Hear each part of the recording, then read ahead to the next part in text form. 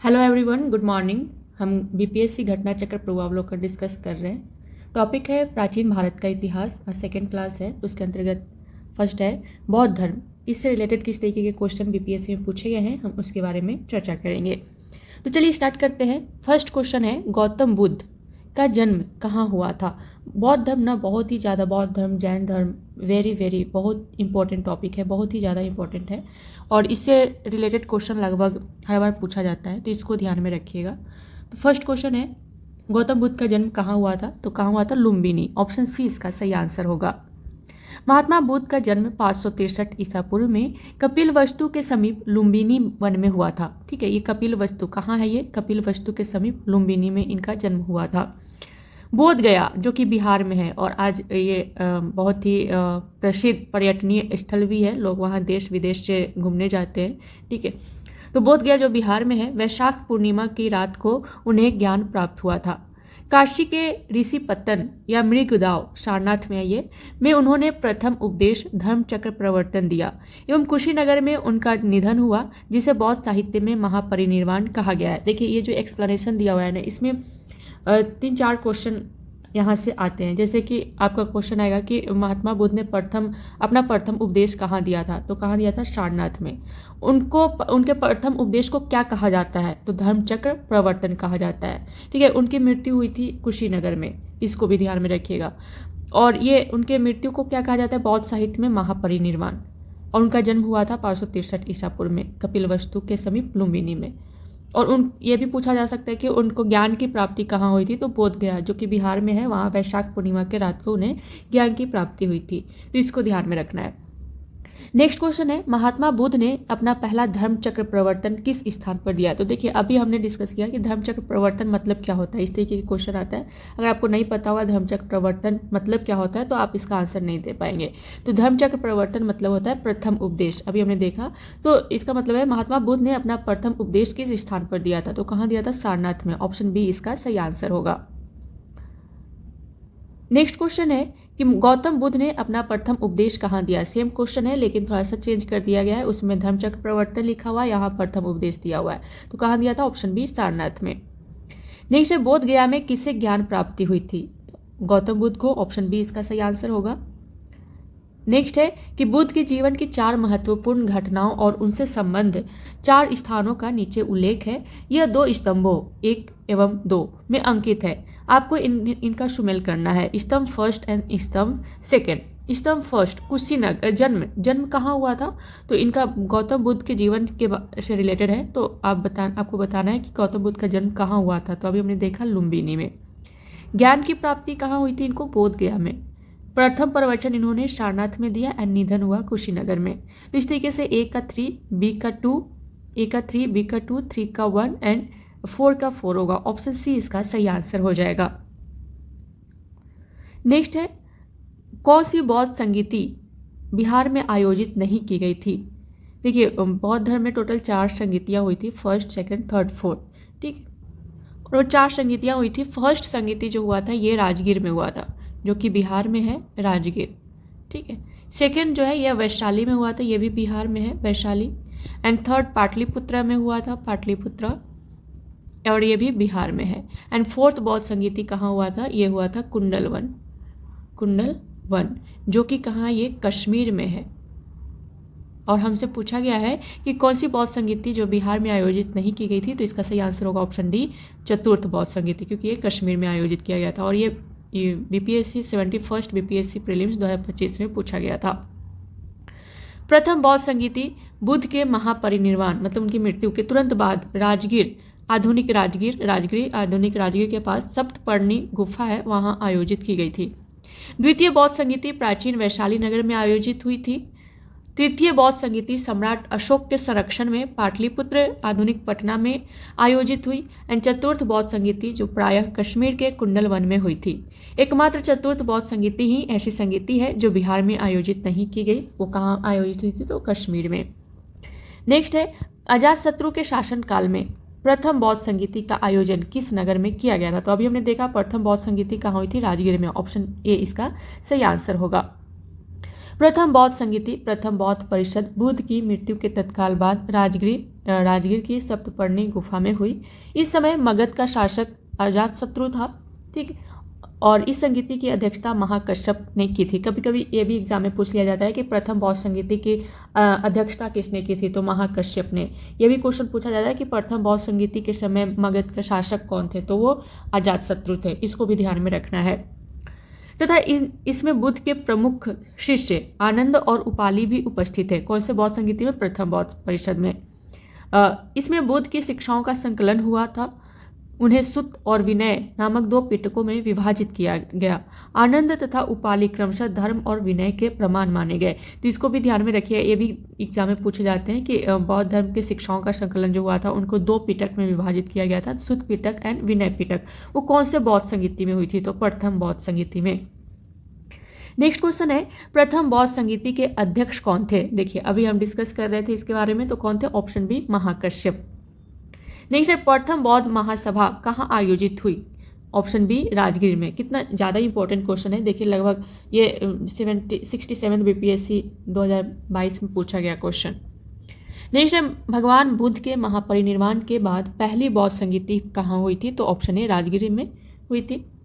Next है, कनिष्क के शासनकाल में बौद्ध सभा किस नगर में आयोजित की गई थी? तो इसका सही आंसर होगा ऑप्शन सी कश्मीर में। बौद्ध धर्म की चौथी और अंतिम संगीति सभा जो है यह कुषाण शासक कनिष्क के राज्यकाल में कश्मीर के कुंडलवन में आयोजित हुई थी। इसकी अध्यक्षता वसुमित्र ने की थी। जैसे हमने देखा कि प्रथम बौद्ध संगीति की अध्यक्षता महाकश्यप ने की थी, उसी तरीके से चतुर्थ बौद्ध संगीति जो है उसकी अध्यक्षता वसुमित्र ने की थी और ये कनिष्क के शासनकाल में हुआ था। और प्रथम बौद्ध संगीति अजातशत्रु के शासनकाल में हुआ था। अश्वघोष इसके उपाध्यक्ष थे। देखिए इसकी अध्यक्षता वसुमित्र ने की थी, लेकिन उपाध्यक्ष अगर आपसे पूछा जाए तो वो अश्वघोष ने की थी। यहाँ बौद्ध ग्रंथों के कठिन अंशों पर सम्यक विचार किया गया और प्रत्येक पिटक पर भाष्य लिखे गए। कनिष्क ने इन्हें ताम्रपत्रों पर खुदवाकर एक स्तूप में रखवा दिया। त्रिपिटक में लिखे गए इन्हीं भाष्यों को विभाषा शास्त्र कहा जाता है। उल्लेखनीय है कि पहली बौद्ध संगीति बुद्ध की मृत्यु के तत्काल बाद राजगीर के सप्तपर्णी गुफा में हुई थी और इस समय मगध का शासक अजातशत्रु था। अभी हमने इसके बारे में डिस्कस किया। इसकी अध्यक्षता महाकश्यप ने की थी और द्वितीय बौद्ध संगीति जो है यह कालाशोक के शासनकाल में बुद्ध की मृत्यु के लगभग 100 वर्षों के पश्चात वैशाली में हुई थी और इसके अध्यक्ष जो थे वो आचार्य शाबकमीर थे। तो इसको ध्यान में रखिए। यहाँ से हमने देखा कि प्रथम बौद्ध संगीति अजातशत्रु के शासनकाल में, द्वितीय बौद्ध संगीति कालाशोक के शासनकाल में, तृतीय बौद्ध संगीति अशोक के शासनकाल में एंड चतुर्थ बौद्ध संगीति कनिष्क के शासनकाल में हुआ था और इसको ध्यान में रखना है, ठीक है। नेक्स्ट है, इनमें से किस शासक ने चतुर्थ बौद्ध संगीति कश्मीर में आयोजित की? तो इसका सही आंसर होगा ऑप्शन सी कनिष्क ने, क्योंकि अशोक ने थर्ड बौद्ध संगीति, अजातशत्रु के समय फर्स्ट बौद्ध संगीति हुई थी एंड कालाशोक के समय सेकेंड बौद्ध संगीति हुई थी। नेक्स्ट है, अशोक के शासनकाल में बौद्ध सभा किस नगर में आयोजित की गई थी? तो इसका सही आंसर होगा ऑप्शन बी पाटलिपुत्र। ये थर्ड है ना, थर्ड बौद्ध संगीति हुई थी पाटलिपुत्र में, फर्स्ट राजगीर में, तो इसको ध्यान में रखना है। सिहली अनुश्रुतियों दीपवंश और महावंश के अनुसार अशोक के राज्यकाल में पाटलिपुत्र में मोगलीपुत्र तीस की अध्यक्षता में तृतीय बौद्ध संगीति का आयोजन हुआ। तो यहाँ देखिए हमने देखा कि प्रथम बौद्ध संगीति महाकश्यप के शासनकाल में हुआ था। महाकश्यप अध्यक्ष थे उस टाइम फर्स्ट बौद्ध संगीति एंड सेकेंड बौद्ध संगीति के अध्यक्ष कौन थे? शाबकमीर थे सेकेंड बौद्ध संगीति के अध्यक्ष एंड थर्ड बौद्ध संगीति के अध्यक्ष थे कौन? मोगलीपुत्र तीस एंड फोर्थ बौद्ध संगीति के अध्यक्ष कौन थे? अभी हमने देखा वसुमित्र थे। इसको ध्यान में रखिएगा, बहुत ही ज़्यादा इंपॉर्टेंट है। नेक्स्ट है, तृतीय बौद्ध सभा किस स्थान पर बुलाई गई थी? तो इसका सही आंसर होगा ऑप्शन डी पाटलिपुत्र में। नेक्स्ट है, महात्मा बुद्ध को महापरिनिर्वाण कहाँ हुआ? देखिए महापरिनिर्वाण मतलब क्या हुआ कि महात्मा बुद्ध की मृत्यु कब हुई? महापरिनिर्वाण मतलब मृत्यु, तो कहाँ हुआ था? कुशीनगर में। ऑप्शन सी इसका सही आंसर होगा। महात्मा बुद्ध ने अपना पहला उपदेश सारनाथ में दिया। उसके पश्चात वे बौद्ध धर्म के प्रचार के लिए कपिलवस्तु, राजगीर, वैशाली तथा कौशल राज्य गए। सबसे अधिक बौद्ध धर्म का प्रचार कौशल राज्य में हुआ। कौशल नरेश प्रसेनजित ने भी अपने परिवार के साथ बुद्ध की शिष्यता ग्रहण की। अब वो बुद्ध उनको पसंद आया, बुद्ध का जो भी ज्ञान था, उन्होंने जो भी उपदेश दिया उनको अच्छा लगा तो उन्होंने ग्रहण किया। अपना प्रचार करते हुए वे मल्लों की राजधानी पावा पहुँचे। यहाँ वे चूंद नामक लुहार की आम्र वाटिका में ठहरे। उसने बुद्ध को शुकर मद्दव खाने को दिया। इससे उन्हें रक्तातिसार हो गया और भयानक पीड़ा उत्पन्न हुई। इस वेदना के बाद भी वे कुशीनारा, कस्या मल गणराज्य की राजधानी थी ये कुशीनारा, वहाँ पहुँचे और यहीं 483 ईसा पूर्व में 80 वर्ष की अवस्था में उन्होंने शरीर त्याग दिया। बौद्ध ग्रंथों में इसे क्या कहा गया है? महापरिनिर्वाण कहा गया है। इसको ध्यान में रखिएगा। नेक्स्ट है त्रिपिटक किसकी धार्मिक पुस्तक है? तो इसका सही आंसर होगा ऑप्शन डी, बौद्ध की। त्रिपिटक बौद्ध धर्म ग्रंथों में सर्वाधिक महत्वपूर्ण है। बुद्ध की मृत्यु के बाद उनकी शिक्षाओं को संकलित कर 3 भागों में बांटा गया। इन्हीं को त्रिपिटक कहते हैं। यह है कौन कौन सा? विनय पिटक। विनय पिटक में संघ संबंधी नियम तथा दैनिक जीवन संबंधी आचार विचारों का संग्रह दिया हुआ है। सेकेंड है सुत्त पिटक। इसमें महात्मा बुद्ध और उनके प्रिय शिष्यों द्वारा दिए गए उपदेशों का संग्रह है। थर्ड है अभिधम्म पिटक। इसमें बौद्ध धर्म के दार्शनिक सिद्धांत दिए हुए हैं। तो कभी कभी ये भी एग्जाम में पूछ लिए जाते हैं, या सूची 1, सूची 2, सूची में मिलान करने के लिए भी आता है कि विनय पिटक किससे संबंधित है। तो संघ संबंधी नियम तथा बौद्ध संघ से संबंधित नियम है और दैनिक जीवन संबंधी आचार विचार का संग्रह दिया हुआ है विनय पिटक में। सुत्त पिटक में महात्मा बुद्ध और उनके प्रिय शिष्यों के द्वारा दिए गए उपदेशों का संग्रह है सुत्त पिटक में। अभिधम्म पिटक में बौद्ध धर्म के दार्शनिक सिद्धांत है, तो इसको ध्यान में रखना है। नेक्स्ट है निम्नलिखित में से कौन महायान बौद्ध धर्म और हीनयान बौद्ध धर्म के बीच मूलभूत अंतर का प्रतिनिधित्व करता है? फर्स्ट है अहिंसा पर जोर, सेकंड है जाति विहीन समाज, थर्ड है देवी देवताओं की मूर्ति की पूजा करना एंड फोर्थ है स्तूप की पूजा। तो हमसे पूछा गया है हीनयान बौद्ध धर्म एंड महायान। महायान बौद्ध धर्म और हीनयान, बाद में बौद्ध धर्म जो है 2 भाग में बट गया था, एक महायान एंड दूसरा हीनयान। तो इसमें जो दोनों में मूलभूत अंतर है वो ऑप्शन सी होगा, देवी देवताओं की मूर्ति की पूजा करना। इसका एक्सप्लेनेशन देखते हैं कि बौद्ध धर्म के हीनयान संप्रदाय जो थे, ये संप्रदाय को मानने वाले मूर्ति पूजक नहीं थे, वो मूर्ति की पूजा नहीं करते थे। जबकि महायान संप्रदाय में बुद्ध को देवता मानते हुए उनकी मूर्तियों की पूजा की जाने लगी। और यह बौद्ध धर्म के दोनों संप्रदायों में मूलभूत अंतर का प्रतिनिधित्व करता है। तो ये भी एग्जाम में पूछे जाते हैं, तो इसको ध्यान में रखना है कि हीनयान संप्रदाय को जो मानने वाले हैं, बौद्ध धर्म के हीनयान संप्रदाय को मानने वाले, वो मूर्ति पूजा नहीं करते हैं। लेकिन जो महायान संप्रदाय है वो महात्मा बुद्ध को देवता मानते हैं और देवता मानते हुए उनकी मूर्तियों को पूजा करते हैं। नेक्स्ट है बोध गया में बोधि वृक्ष अपने वंश की इस पीढ़ी का है। कौन से पीढ़ी का है? इसका एक्सप्लेनेशन देखते हैं। महाबोधि मंदिर स्थित वर्तमान बोधि वृक्ष नहीं है, जिसके नीचे बैठकर महात्मा बुद्ध ने ज्ञान प्राप्त किया था। वेदशांग के अनुसार उस मूल वृक्ष को 7वीं शताब्दी में सम्राट शशांक ने नष्ट कर दिया था। इसके बाद इस स्थान पर कई और वृक्ष रोपित हुए और नष्ट हुए। वर्तमान वृक्ष जिसे हम देख रहे हैं वह 5वीं पीढ़ी का वृक्ष है, जिसे अलेक्जेंडर कनिंघम ने लगवाया था। यह वृक्ष पूरी तरह संरक्षित है और केवल इससे गिरी हुई पत्तियों को ही छूने एवं उठाने का अधिकार है।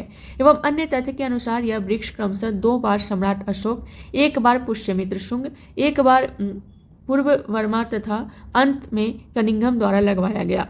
अतः यह 6ठी पीढ़ी का वृक्ष है। बिहार सरकार के पर्यटन विभाग की वेबसाइट पर इसे 5वीं पीढ़ी का बताया गया है।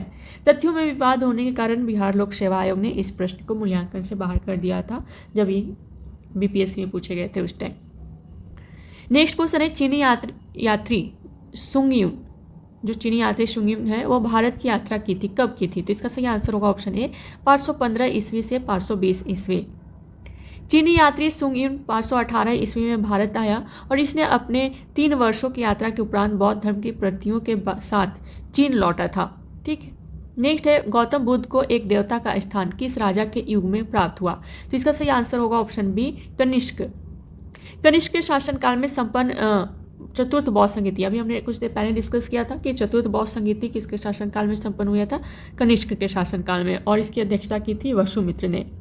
तो इस टाइम चतुर्थ बौद्ध संगीति में बौद्ध धर्म हीनयान एवं महायान नामक 2 स्पष्ट एवं स्वतंत्र संप्रदायों में विभक्त हो गया। तो ये भी एग्जाम में पूछा जाता है कि हीनयान और महायान नामक 2 स्पष्ट संप्रदाय में बौद्ध धर्म जो विभक्त हुआ था वो कौन से बौद्ध संगीति में विभक्त हुआ था? तो इसका सही आंसर क्या होगा? चतुर्थ बौद्ध संगीति में। इसको भी ध्यान में रखना है। महायान शाखा में बुद्ध को देवता माना गया तथा उनकी पूजा की जाने लगी। इसी के साथ अनेक बोधिसत्वों की भी पूजा प्रारंभ हुई। नेक्स्ट है वे शिक्षक जिनसे बुद्ध ने महाभिनिष्क्रमण के बाद सबसे पहले ज्ञान प्राप्ति का प्रयास किया, कौन है वो? तो इसका सही आंसर होगा ऑप्शन सी, आलार कालाम एवं रुद्रक रामपुत्र। महाविनिष्क्रमण के बाद ज्ञान की खोज में महात्मा बुद्ध अलार कलाम के आश्रम में पहुँचे तथा उनसे दीक्षा ली। ठीक, महाविनिष्क्रमण मतलब उन्होंने गृह त्याग करने के बाद जब वो घर को गृह त्याग किया था उसके बाद उन्होंने ज्ञान की खोज में वो कहाँ पहुँचे थे, अलार कलाम के आश्रम में पहुँचे थे। उनसे दीक्षा ली और अलार कलाम के आश्रम में उन्होंने तपस्या भी की, किंतु वे इससे संतुष्ट नहीं हुए। अलार कलाम जो है वो शाक्य दर्शन के आचार्य थे तथा इसकी साधना शक्ति के लिए विख्यात थे। अलार कलाम जो है वो शाक्य दर्शन के आचार्य थे और अपनी शक्ति साधना के लिए विख्यात थे। अतः अलार कलाम एवं रुद्रक रामपुत्र से महात्मा बुद्ध ने पहले ज्ञान प्राप्ति का प्रयास किया, लेकिन वो इनसे संतुष्ट नहीं हुए। नेक्स्ट है, निम्नलिखित में से कौन सी बात बौद्ध धर्म तथा जैन धर्म में समान नहीं है? फर्स्ट है अहिंसा, सेकेंड है वेदों के प्रति उदासीनता, थर्ड है आत्मदमन एंड फोर्थ है रीति रिवाजों की अस्वीकृति। तो इसका सही आंसर हमसे पूछा गया है कि बौद्ध धर्म तथा जैन धर्म में समान नहीं है, तो कौन सा समान नहीं है? तो इसका सही आंसर होगा ऑप्शन सी, आत्मदमन। तप, आत्मदमन और भोग की अति का परिहार एवं मध्यम मार्ग का अनुसरण केवल बौद्ध धर्म में किया गया है, जैन धर्म में नहीं। जबकि वेदों की प्रामाणिकता के प्रति अनास्था, कर्मकांडों की फलवत्ता का निषेध एवं प्राणियों की हिंसा का निषेध दोनों धर्मों में किया गया है, तो इसको ध्यान में रखना है। नेक्स्ट है, नालंदा विश्वविद्यालय ज्ञान का महान केंद्र था, तो बौद्ध धर्म, ठीक है, बौद्ध धर्म का वो महान केंद्र था। ऑप्शन ए इसका सही आंसर होगा। नालंदा विश्वविद्यालय बौद्ध दर्शन के अध्ययन के लिए विश्व प्रसिद्ध था। 5वीं शताब्दी ईस्वी के मध्य गुप्तों के समय में नालंदा विश्वविद्यालय अस्तित्व में आया। सर्वप्रथम कुमार गुप्त प्रथम ने नालंदा बौद्ध विहार को दान दिया और बाद में बुद्ध गुप्त, तथागत गुप्त तथा बालादित्य नामक गुप्त शासकों ने भी विहार को दान दिया। नेक्स्ट टॉपिक है जैन धर्म। अभी तो हमने बौद्ध धर्म के बारे में हम डिस्कस कर रहे थे, उससे रिलेटेड किस तरीके के क्वेश्चन आए वो हमने डिस्कस किया। अब हम जानेंगे जैन धर्म के बारे में और इससे रिलेटेड किस तरीके के क्वेश्चन आए हैं बीपीएससी में, उसके बारे में हम चर्चा करेंगे। फर्स्ट है कि महावीर स्वामी का जन्म कहाँ हुआ था? ऑप्शन है कुंडग्राम, ऑप्शन बी है पाटलिपुत्र, ऑप्शन सी है मगध एंड ऑप्शन डी है वैशाली। और ये देखिए, आप देख सकते हैं कितने बार ये बीपीएससी एग्जाम में पूछे गए हैं। ठीक, तो इसका सही आंसर होगा ऑप्शन ए, कुंडग्राम में। महावीर स्वामी का जन्म कहाँ हुआ था? कुंडग्राम में। महावीर स्वामी का जन्म कुंडग्राम में या कुंडलपुर वैशाली के निकट में लगभग 599 ईसा पूर्व में हुआ था। उनकी माता त्रिशला वैशाली के लिच्छवी गणराज्य के प्रमुख चेटक की बहन थी तथा पिता सिद्धार्थ यात्रिक क्षत्रियों के संघ के प्रधान थे। उनके बड़े भाई नंदीवर्धन थे।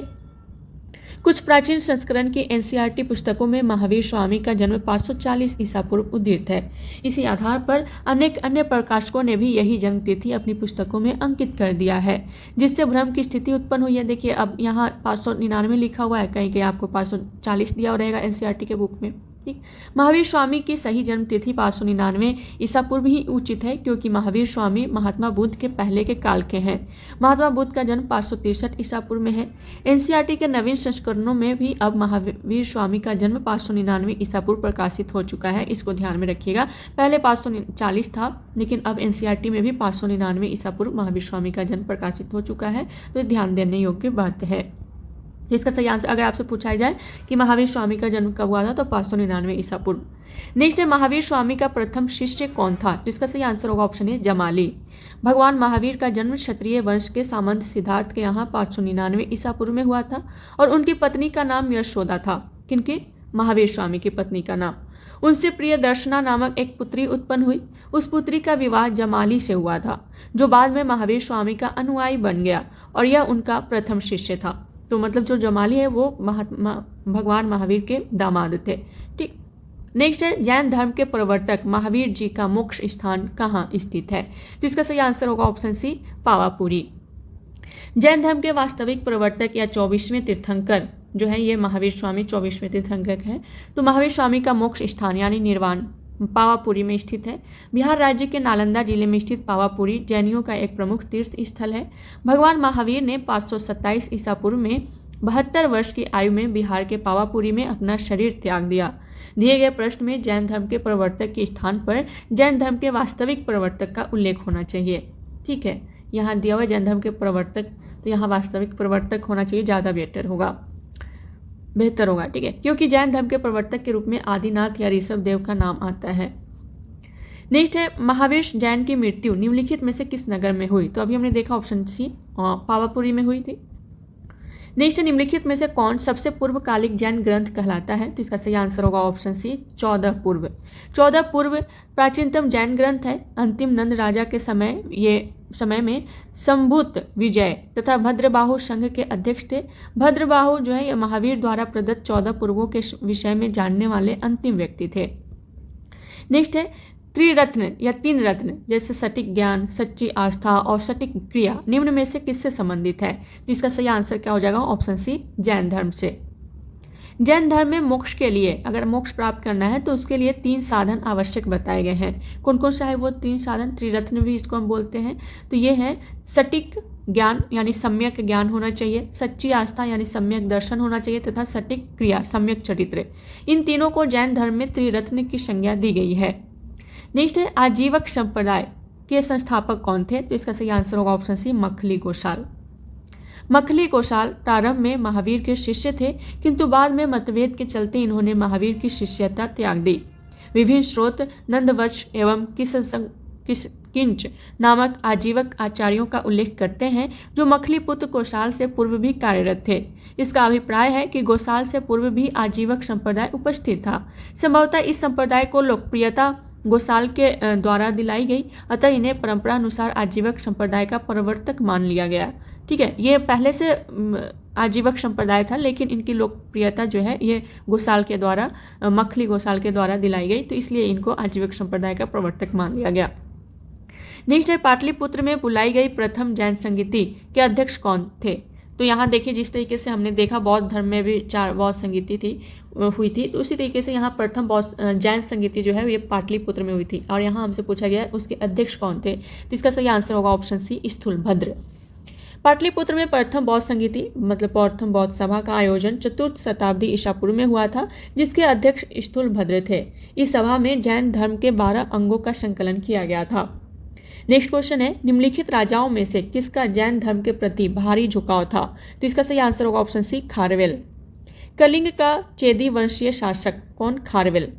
प्राचीन भारतीय इतिहास के महानतम सम्राटों में से एक था। उड़ीसा के भुवनेश्वर से 3 मील की दूरी पर स्थित उदयगिरी पहाड़ी की हाथी गुम्फा से उसका एक बिना तिथि का अभिलेख प्राप्त हुआ है। यह अभिलेख खारवेल का इतिहास जानने का मुख्य स्रोत है। इसका जैन धर्म के प्रति अधिक झुकाव था।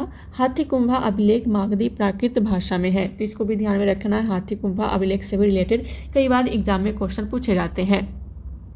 नेक्स्ट है वह स्थान जहां महावीर ने पूर्ण आध्यात्मिक ज्ञान यानी कैवल्य ज्ञान प्राप्त किया था। तो इनको आध्यात्मिक ज्ञान को ही कैवल्य बोला जाता है। तो इनको कहाँ मिला था? तो ऑप्शन डी जिम्भी ग्राम में।